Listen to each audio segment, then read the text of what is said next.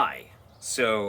I decided that I was going to record a supplementary review of Doctor Strange in the Mountains of Madness, or whatever, because the first review that I did on this channel with my buddy Matt, I was, how do you say, very drunk.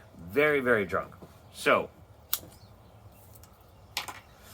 whereas I don't necessarily disagree with most of what I said in my previous review, I think that there are some things that I did not articulate very well, nor things that I really remembered enough from the movie due to my inebriated state. So, I'm just going to put it out there. All of this is spoilers, so if you haven't seen the movie, you should go see the movie before you watch this review. So, I think I've narrowed down three main problems that I have with the movie, and I'm going to go through the ones that are the least up to the ones that I think are the most important. Now, the least of which problem that I have with the movie, and I said in my review before, is that I don't like that America Chavez seemed to be relegated to a damsel in distress role. I understand a coming-of-age story, superheroes not being able to control their powers and things like that. It's a very old and frankly tired trope. So, and even so far as she's like a Padawan. I mean, she's in Comertage at the end of the movie, and now she's learning the mystic arts and things like that. I'm like, But am I happy about it? Not necessarily. America Chavez is a very strange character in the comic books because half the time she's written pretty poorly and it's very abrasive. And the other half of the time I think she's a great character. She's got a very unique power set, and there's some really cool stories that can come about because of America Chavez. So it's a personal thing for me that I don't like that they use that trope, and I don't like what they decided to do with the character. Is it a huge make it or break it thing? No, not really. But it bothered me a little bit. It had me eye rolling throughout most of the film, It's just this wild card canon thing, It was a bummer. Now the second thing, and these are getting into the heavier parts of this. The second thing I had a problem with in this movie is Wanda. I have a very big problem with Wanda. Now, Elizabeth Olsen did a fantastic job. Wanda as a villain was great, but the motivation is very strange for me. And it's going to lead into the biggest problem I have with it, but we'll get there in a minute. So I didn't mention in the review before about the Darkhold, whatever. The evil book, the Necronomicon Ex Mortis. And that is what, corrupted her, but I think that's a cop-out, honestly. I really do. The sole motivation in Wanda becoming bad and even being willing to open the Darkhold, the Necronomicon, I'm just going to call it Necronomicon, is because she is lamenting the loss of her children that never existed to begin with. So, here's a couple of problems with this. Number one, her kids didn't exist. And does that mean that her pain isn't real? No, of course not. Of course not. But at the same time, what did happen and what was real was that the love of her life, Vision, she had to kill. So, the motivation in the movie is she wants to go and find a reality where her kids are alive, are real, but not where she can have Vision. And that's very strange to me, because she was with Vision longer than she was with her imaginary children. Now, is that me having to put a point value system on whether, the affection of your children is worth more than your affection for your husband? I mean, look, that's an argument people can have. You can believe whatever you want to believe. But it seemed that they just didn't even think about Vision when they were writing this. And I think that that's a mistake. I think that that is weird and wrong. But the other problem that I have with Wanda is this. Wanda expresses huge amounts of grief over what she did in WandaVision, and that she hurt people, that she basically, brain raped them, an entire town, that people were hurt. And then here's this book, and everybody knows that the Necronomicon is a bad book and that it corrupts everybody who touches it.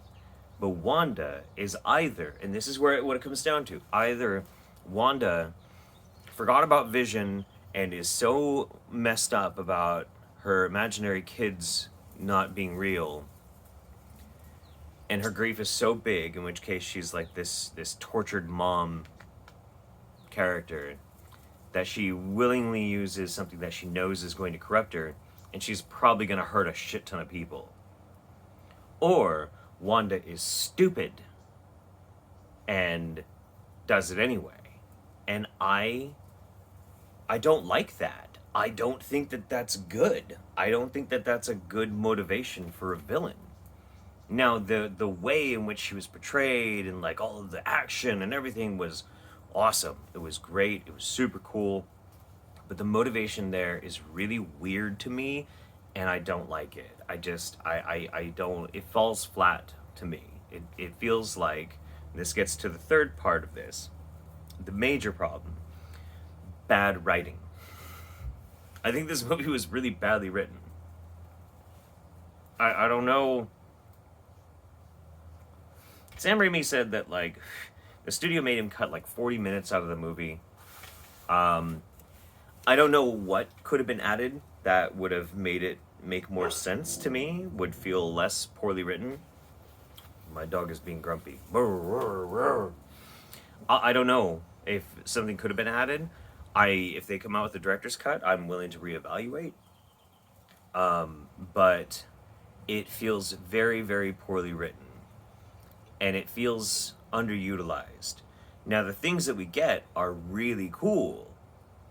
They're really neat looking. And it's interesting, to a certain degree. But at the same time, the motivations fall flat. The chemistry between Doctor Strange and his ex feels very forced. It doesn't feel very organic at all. Stop barking. I'm recording a video. It feels jarring. Very jarring. And I'll give you a good example of like how I don't think the writing was very good. They make the choice in the writing that this one sorcerer, she manages to destroy the Necronomicon, and then Wanda is like, well, there has to be something that you know about this. I don't know how she would know that, because Wong is the Sorcerer Supreme. And he's like, I'm not going to tell you, you'll have to kill me.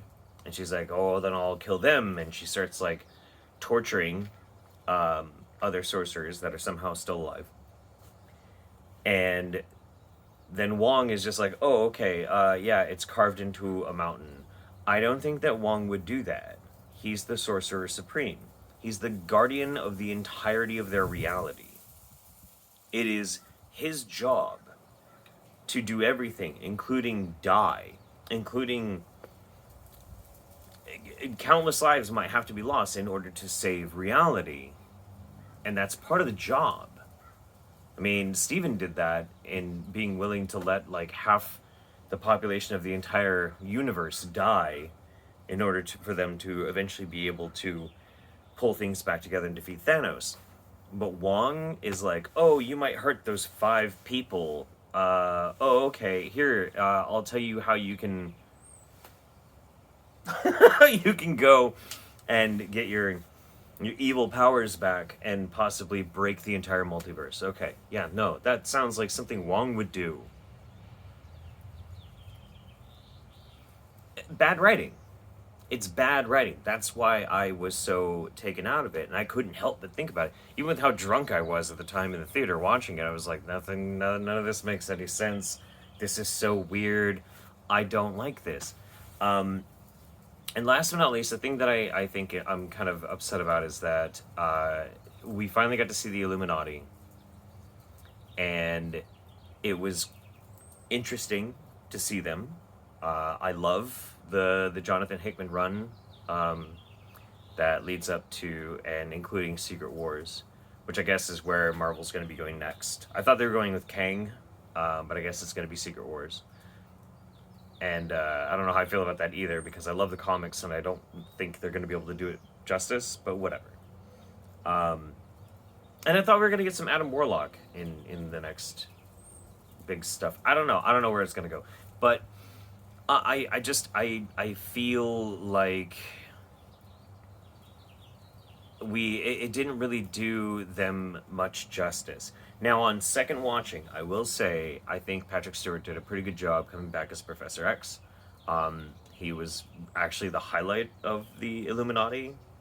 John Krasinski is Mr. Fantastic. I did like, for somebody who's supposed to be the smartest man in all of existence, everywhere at any time, he seemed to make some pretty stupid decisions that kind of bothered me. Black Bolt was more of a joke than how amazing he is in the comic books. It's Peggy Carter. I thought was kind of cool as an addition. Monica being Captain Marvel, but they felt like fodder. And for some of the most powerful entities in all of the multiverse, like I felt like they kind of got done dirty, and we didn't get to see Namor. Namor is supposed to be in the Inhumans. Where was Namor? I wanted to see finally a TV, movie, or anything version of Namor. And I know why they didn't have Tony Stark in the Illuminati in this one, because, well, I don't think they're ever going to get Robert Downey Jr. to come back to do anything with Marvel. I mean, I might be eating my words later for Secret Wars. Who knows? Maybe that'll be the big reveal, like, it's Iron Man. I don't know. Who knows? But yeah, I guess, like, if I was to revise my review, ultimately, my final takeaway is, if you like Sam Raimi, it's a Sam Raimi movie. If you don't want to think too hard about the plot, and you are a Marvel, even if you're just like a Marvel movie fan, if you are willing to not think about the plot too much, then okay. You'll probably really enjoy the visual experience of it. It is very beautiful, very wild. If you're a comic fan, it might really bug you. And I can't say that I necessarily like this movie. If I want to turn my brain off and see something really, really wild and CGI and kind of interesting with magic and stuff, I'll probably watch it again. But it is not even cracking my top 10 of Marvel movies. I don't know where it really ranks. Yeah, it's a tough sell for me. It really is. I don't know. There was one more thing, but I can't really quite remember what it was. I don't know. I'm just hoping that eventually we're gonna get a chance to see Doctor Doom on the big screen. That's really all I give a shit about when it comes to Marvel movies and cape shit anymore. But yeah, that's my follow-up sober review. So have a good one.